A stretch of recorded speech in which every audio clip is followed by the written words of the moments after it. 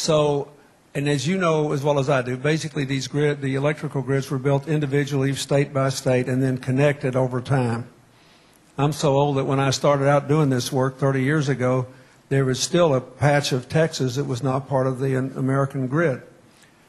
So what's the quickest way and the most cost-effective way for the United States to build a comprehensive power grid that would enable us to maximize solar and wind production in a hurry? Well, I've called it the Electranet. We need to have a national initiative to unify Texas, the eastern grid, and the western grid. We've got 3 big grids now.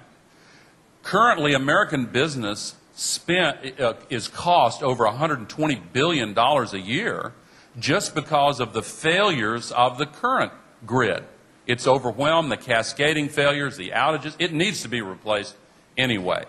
We need to put in the features that are called a smart grid because that can help homeowners and small business people find exactly where to make the savings from efficiency and conservation, which are the biggest solutions involved here. But you got to have the information that empowers people to do that.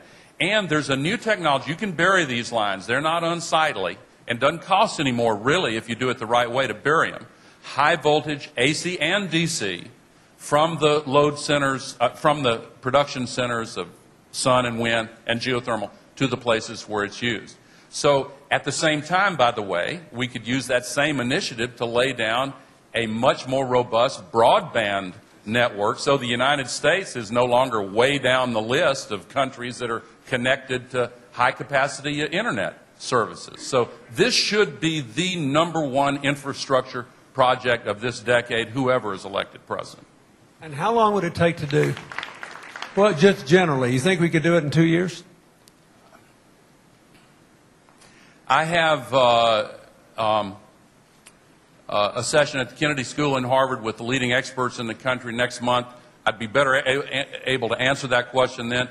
2 years sounds like it's not long enough.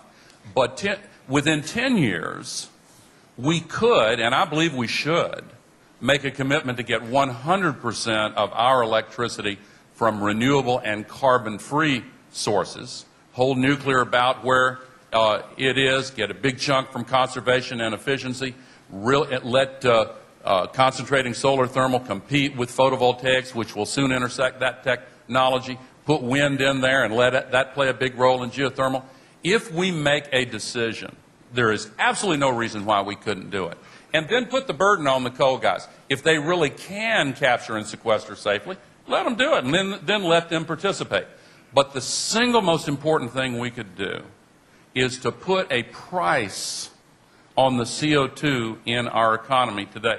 As you know, I've long argued to reduce the payroll tax on working people and make it up with a tax on CO2. Tax what we burn, not what we earn. Yep.